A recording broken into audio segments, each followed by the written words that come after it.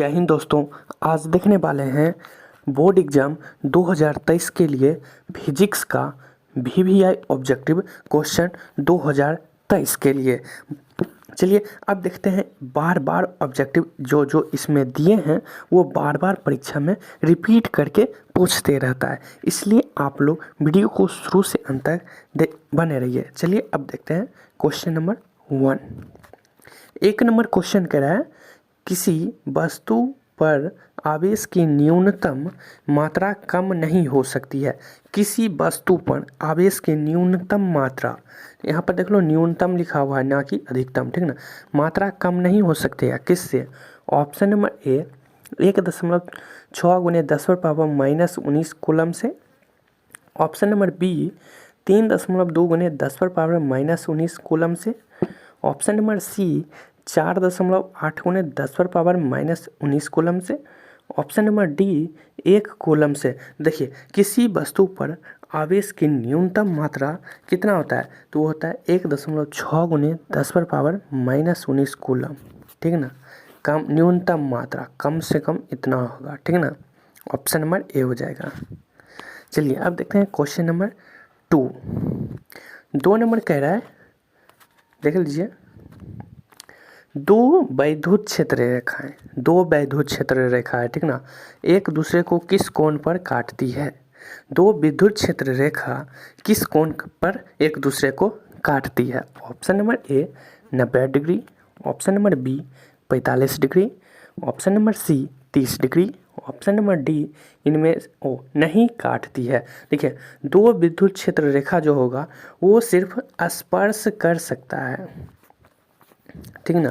विद्युत क्षेत्र रेखा जो होता है वो स्पर्श कर सकता है लेकिन काटता कभी नहीं है, ठीक है ना। तो इसका आंसर क्या हो जाएगा? ऑप्शन नंबर डी, दो विद्युत क्षेत्र रेखाएं एक दूसरे को कभी नहीं काटती है। ऑप्शन नंबर डी हो जाएगा। चलिए चलते हैं अब नेक्स्ट वीडियो में, नेक्स्ट क्वेश्चन। चलिए अब 3 नंबर क्वेश्चन देख लीजिए। कह रहा है स्थितीय विद्युतीय क्षेत्र होता है, स्थिर विद्युत क्षेत्र होता है।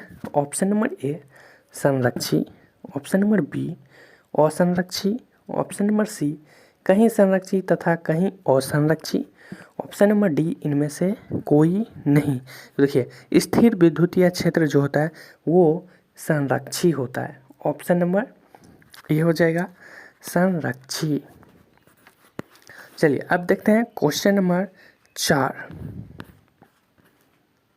देख लीजिए 4 नंबर क्वेश्चन कह रहा है डिबाई मात्रक है। डिबाई किसका मात्रक होता है? ऑप्शन नंबर ए आवेश का, ऑप्शन नंबर बी विभव का, ऑप्शन नंबर सी विद्युत द्विध्रुव का, विद्युत द्विध्रुव आघूर्ण का, ऑप्शन नंबर डी कोई नहीं। देखिए डिबाई जो मात्रक होता है वो विद्युत द्विध्रुव आघूर्ण का होता है। ऑप्शन नंबर सी हो जाएगा द्विध्रुव आघूर्ण। डिबाई किसका मात्रक होता है? विद्युत द्विध्रुव आघूर्ण का। चलिए अब देखते हैं क्वेश्चन नंबर 5। 5 नंबर कह रहा है, देख लीजिए थोड़ा सा, हाँ अब दिखाई दे रहा होगा। चलिए कह रहा है एक आवेशित चालक की सतह के किसी बिंदु पर विद्युतीय क्षेत्र की तीव्रता होती है। Option number A 0, option number B सतह के लंबवत होती है, ऑप्शन नंबर सी सतह के स्पर्शीय होती है, ऑप्शन नंबर डी सतह पर 45 डिग्री पर होती है। तो एक आवेशित, एक बार फिर से देख लीजिए, कह रहा है एक आवेशित चालक की सतह के किसी बिंदु पर विद्युत क्षेत्र की तीव्रता कितना होती है? तो वो हो जाता है सतह के लंबवत। ऑप्शन नंबर बी हो जाएगा सतह के लंबवत। चलिए अब देखते हैं क्वेश्चन नंबर 6। 6 नंबर कह रहा है किसी वस्तु पर आवेश की न्यूनतम मात्रा कम नहीं हो सकती है। ऑप्शन नंबर, वहाँ पर सिर्फ इंग्लिश हिंदी में लिखा हुआ था, यहाँ पर इंग्लिश में, यहाँ पर कॉलम लिखा गया है, ठीक है ना। तो इसका आंसर क्या हो जाएगा? ऑप्शन नंबर ए 1.6 × 10⁻⁻19 कूलम। चलिए अब देखते हैं क्वेश्चन नंबर 7। 7 नंबर कह रहा है जब कोई वस्तु ऋण आवेशित हो जाती है, जब कोई वस्तु क्या हो रहा है, ऋण आवेशित, तो इसका द्रव्यमान क्या होगा।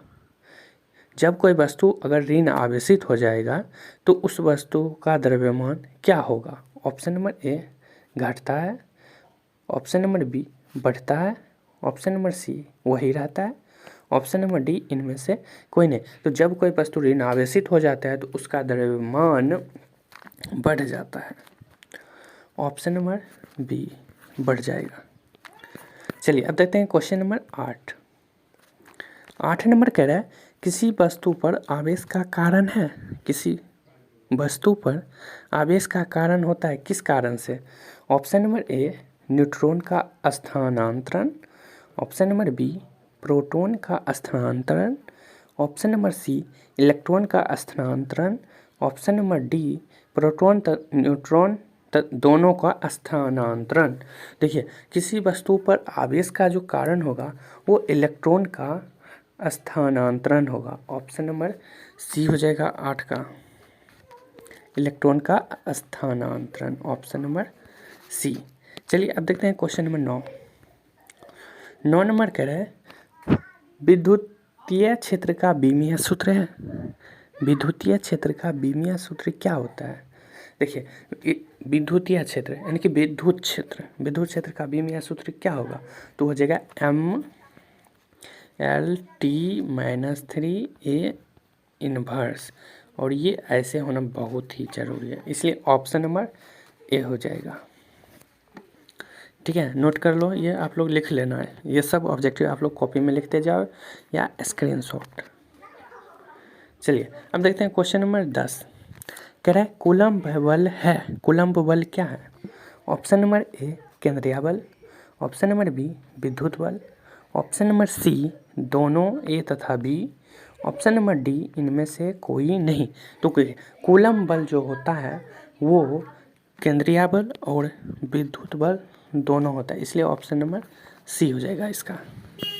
अब देखते हैं क्वेश्चन नंबर 11 कह रहा है यदि दो आवेशों की दूरी बढ़ा दी जाए, दो आवेश है और अगर हम उसका दूरी बढ़ा देते हैं तो आवेशों के विद्युतीय स्थितिज ऊर्जा का मान क्या हो जाएगा।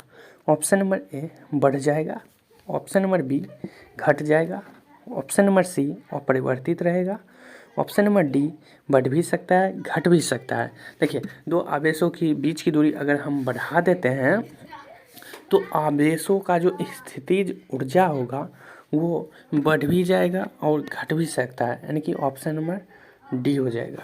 बढ़ भी सकता है और घट भी सकता है, कुछ नहीं कहा जा सकता है। चलिए ऑप्शन नंबर अब देखते हैं क्वेश्चन नंबर 12 कह रहा है किसी आवेशित गोलीय खोखले चालक के भीतर विद्युत तीव्रता होती है। किसी आवेशित गोलीय खोखले चालक के भीतर विद्युत की तीव्रता कितनी होती है। ऑप्शन नंबर ए अनंत, ऑप्शन नंबर बी शून्य, ऑप्शन नंबर सी धनात्मक एवं 1 से अधिक, ऑप्शन नंबर डी इनमें से कोई नहीं। तो किसी आवेशित गोलीय खोखले चालक के भीतर विद्युत क्षेत्र की तीव्रता हो जाएगा शून्य, ऑप्शन नंबर बी हो जाएगा शून्य। चलिए अब देखते हैं क्वेश्चन नंबर 13 कह रहा है, देख लीजिए ये क्वेश्चन इंपॉर्टेंट है। फ्लक्स घनत्व का मात्रक होता है। फ्लक्स घनत्व का मात्रक क्या होता है। Option number A weber, option number B tesla, option number C newton पर meter, option number D meter square पर सेकेंड। देखिए फ्लक्स घनत्व का जो मात्रक होगा वो हो जाएगा टेस्ला, ठीक है, ऑप्शन नंबर बी हो जाएगा। चलिए अब देखते हैं क्वेश्चन नंबर 14 कह रहा है आवेश का एसआई मात्रक होता है। Option number A ampere, option number B farad, option number C volt, option number D coulomb. देखिए आवेश का जो एसआई मात्रक होता है वो आप लोगों को भी पता होगा कि आवेश का जो मात्रक होता है वो कूलम्ब होता है, ऑप्शन नंबर डी। चलिए अब देखते हैं क्वेश्चन नंबर 15 कह रहा है आवेश की विमा है। आवेश की विमा क्या होता है, तो आवेश की विमा AT होता है, ऑप्शन नंबर ए हो जाएगा, ऑप्शन नंबर ए AT। आप लोग स्क्रीनशॉट करो इसलिए हम वहाँ पर लिखते हैं, ठीक ना। देख लीजिए कह रहा है 16 नंबर अब इलेक्ट्रॉन पर आवेश बराबर होता है। इलेक्ट्रॉन पर आवेश कितना होता है? देखिए, इलेक्ट्रॉन पर आवेश आप लोग को पता होगा 1.6 × 10⁻⁻⁻⁻⁹ कूलम होता है। और यही सब क्वेश्चन रिपीट करते रहता है, ठीक ना। ऑप्शन नंबर बी हो जाएगा। चलिए अब देखते हैं क्वेश्चन नंबर 17। चलिए, कह रहा है निम्नलिखित में किसका अस्तित्व संभव नहीं है? किसका अस्तित्व संभव नहीं है? तो इसमें देख लीजिए, संभव जिसका अस्तित्व नहीं है वो हो जाएगा ऑप्शन नंबर सी, 2.4 × 10⁻⁻⁻19 कूलम, ठीक है ना। इसका अस्तित्व संभव नहीं है। फिर देख लीजिए, इसका भी अस्तित्व संभव है, ऑप्शन नंबर डी का, इसका भी अस्तित्व संभव है, इसका भी अस्तित्व संभव है। चलिए अब देखते हैं क्वेश्चन नंबर 18। कह रहा है स्थिर विद्युत आवेशों के बीच लगता बल किस नियम से दिया जाता है? देखिए, स्थिर विद्युत आवेशों के बीच अगर बल लगता है तो वो किस नियम से दिया जाता है? ऑप्शन नंबर ए, गॉस का प्रमेय, ऑप्शन नंबर बी, किरचॉफ के नियम से, ऑप्शन नंबर सी, कूलम के नियम से, ऑप्शन नंबर डी, फैराडे के नियम से। तो ये जो किस नियम से दिया जाता है, तो ये दिया जाएगा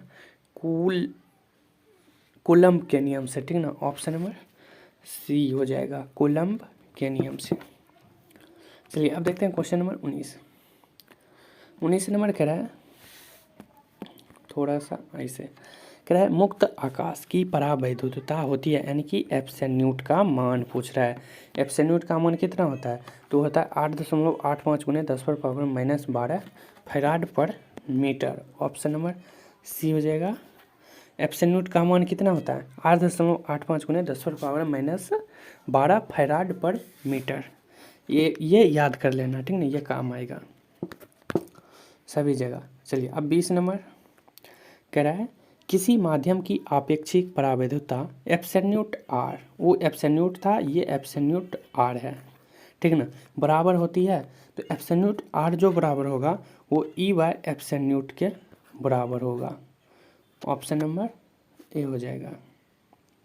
चलिए अब देखते हैं क्वेश्चन नंबर 21। कह रहा है विद्युत क्षेत्र की तीव्रता का मात्रक होता है। विद्युत क्षेत्र की तीव्रता का मात्रक क्या होता है? न्यूटन पर कूलम, न्यूटन पर कूलम, यहाँ पर ये नहीं होगा, सिर्फ न्यूटन पर कूलम, वोल्ट पर मीटर, कूलम पर न्यूटन। देखिए, विद्युत क्षेत्र की तीव्रता का जो मात्रक होता है वो न्यूटन पर कूलम होता है। ऑप्शन नंबर बी हो जाएगा, न्यूटन पर कूलम्ब।